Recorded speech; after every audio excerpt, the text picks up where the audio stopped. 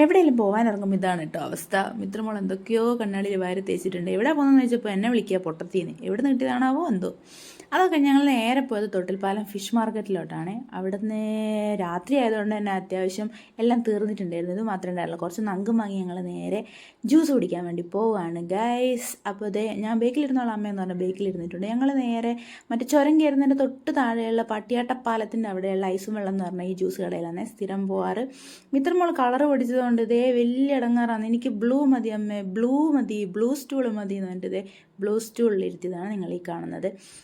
കുട്ടികളൊക്കെ വളർന്ന് വലുതായി ഗൈസ്. പണ്ട് ഒരു ജ്യൂസ് 2 ജ്യൂസ് വാങ്ങി ഞങ്ങൾ 3 പേരും കുടിക്കാറുണ്ടായിരുന്നു. ഇപ്പോൾ അവൾക്ക് ഒറ്റക്കൊരു ജ്യൂസ് വേണം. ഇന്ന് ഞാൻ എന്തൊക്കെയോ കഴിച്ചിട്ട് പോയതായതുകൊണ്ട് എനിക്ക് വേണമെന്നുണ്ടായിരുന്നില്ല. അതുകൊണ്ട് തന്നെ ഞാൻ ഒന്ന് വാങ്ങിച്ച് ഞാനും അവളും കൂടെ കുടിക്കുകയാണ് ഉണ്ടായത്. അവളാണ് മുക്കാഭാഗം കുടിച്ചത്, അത് വേറെ കാര്യം. ദേ പ്രൊഫഷണലായി ഇളക്കി കുടിക്കുന്നത് കണ്ടോ. അത് കഴിഞ്ഞത് അവിടെ കണ്ട ഒരു ഗ്യാപ്പിൽ ഞാനിവിടെ നിന്ന് ഡാൻസ് കളിക്കാമേ, നല്ല പാട്ടുണ്ട് എന്നൊക്കെ പറഞ്ഞ് അവിടെ നിന്ന് തുള്ളി കളിക്കായിരുന്നു. നേരെ തിരിച്ച് ഞങ്ങൾ വീട്ടിലെത്തി വാ ഇറങ്ങാലോ എന്ന് പറഞ്ഞപ്പോൾ ഇതേ കാല് പൊക്കി കാണിക്കുന്നു.